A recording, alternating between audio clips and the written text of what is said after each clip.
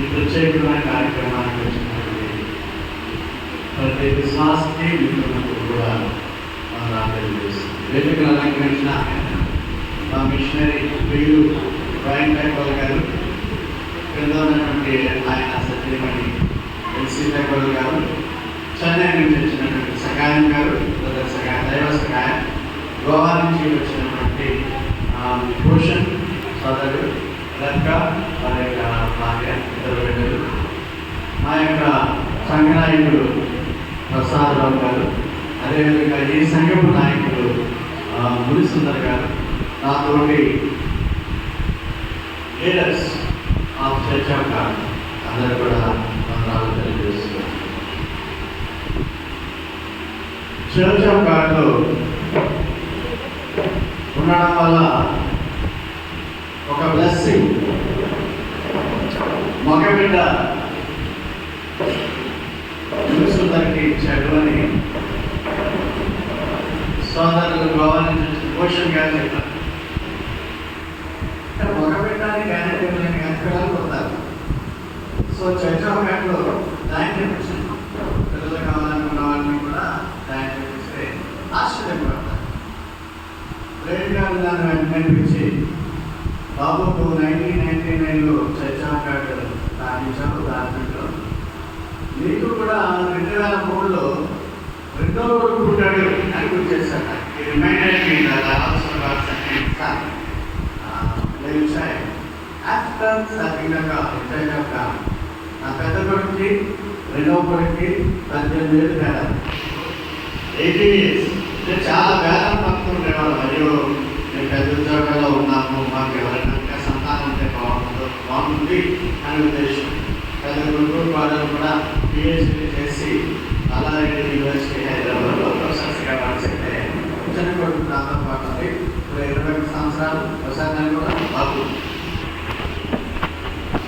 వీడు దేవుని సంఘాల్లో వరపడాలని మా ఆశయం ఉంది.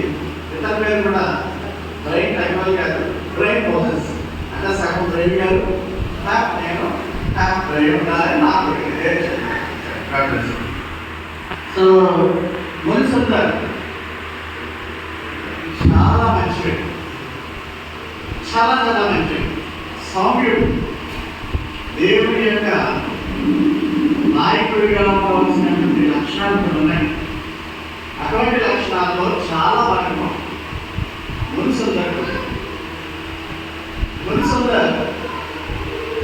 చాలా భావంతో కూడినటువంటి సేవను మొదటి దినాల్లో పాల్ నిమిత్తము చాలా బాధపడుతుండేవాడు. అయితే కొంతకాలానికి బ్రయన్ గారు, సగాన్ గారు, మా మిషనరీలు వారు సహాయ సహకారాలతో ఇంత బ్రహ్మాండమైన చర్చ్ అంటే బిలీవింగ్ కాంగ్రిగేషన్, విశ్వాసుల సముదాయం, group of believers who gather for the prayer and fellowship and worship. That place is called church.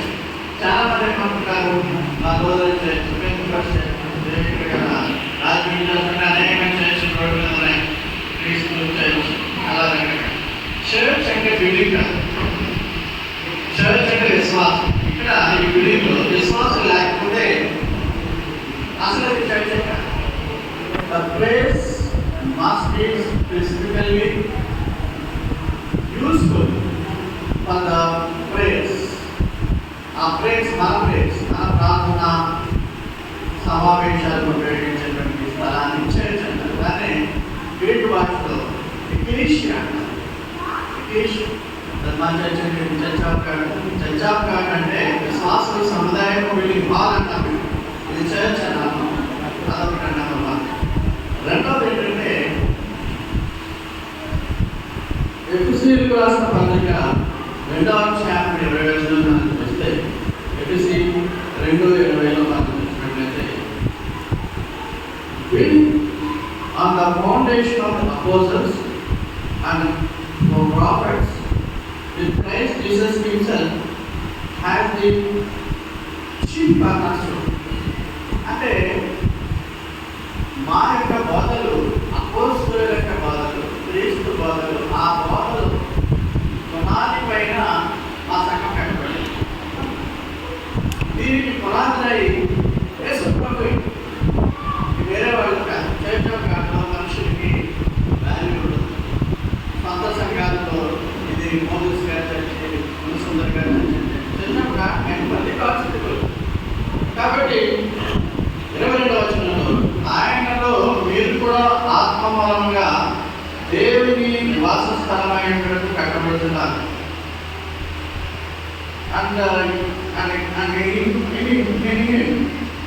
You two are being built together to become a dwelling in which God lives by the Spirit.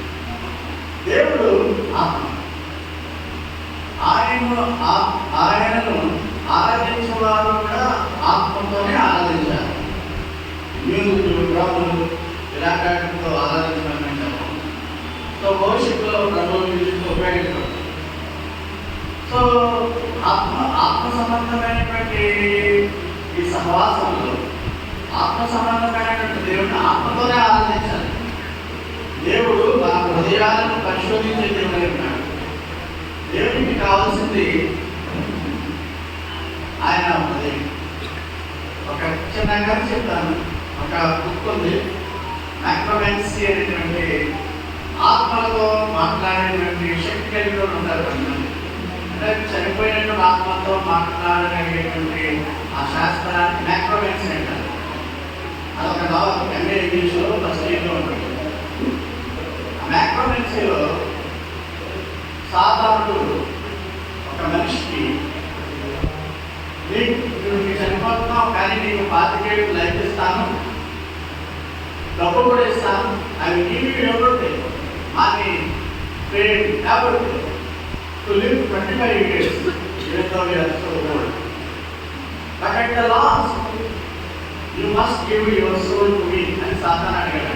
సాతాను ఈ సమస్తం ఇస్తాను, ఆయుష్ ఇస్తాను, ఎలాగో నేను ఇస్తాను, కానీ చనిపోయినప్పుడు ఆత్మని నాకు ఇచ్చే ఈ ఆశీర్వాదం ఇస్తాను అన్నాడు.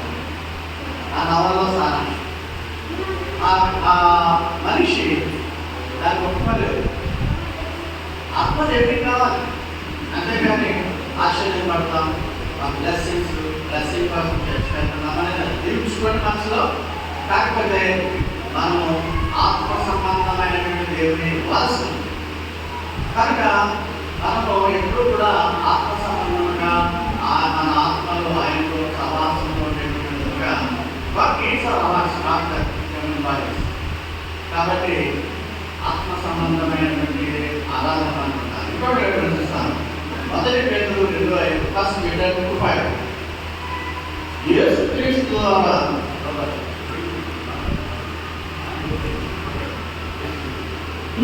సో వేగంగా దేవుడు మాట్లాడతారు. సో వారు నేను చెప్పే సమాసం ఎక్కువగా ఉన్నాను కాబట్టి కొన్ని వర్డ్స్ కామన్ అయిపోతాను. కనుక ఈ వాక్యాన్ని నేను చేస్తున్నాను. సో మనం ఎప్పుడు కూడా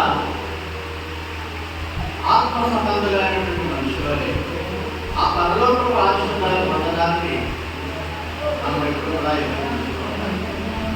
చక్కగా ఈ హాల్ ఉపయోగించుకోండి, అనేక మంది జనం తీసుకురండి.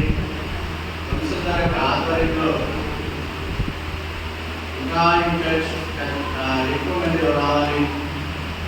డాక్టరేట్ శక్తివంతమైన డాక్టరేట్ కారణం ఈ మనుషులు పెదవులతో మాత్రమే ఆలోచిస్తున్నారు, కానీ హృదయాలను మాకు దూరంగా ఉంచారు. మాకు 7 అంచనాల ప్రకారం ఆత్మ ద్వారా దేవుని ఆలోచించే ఆత్మలో పిల్లలని సందర్శకులందరికీ కూడా శుభాకాంక్షలు తెలియజేస్తూ ఇంకా భవిష్యత్తులో అత్యున్నతమైనటువంటి దేవుని సేవ అందించే సాగుగా ఉండాలని కోరుకుంటూ నాకు అవకాశం వారికి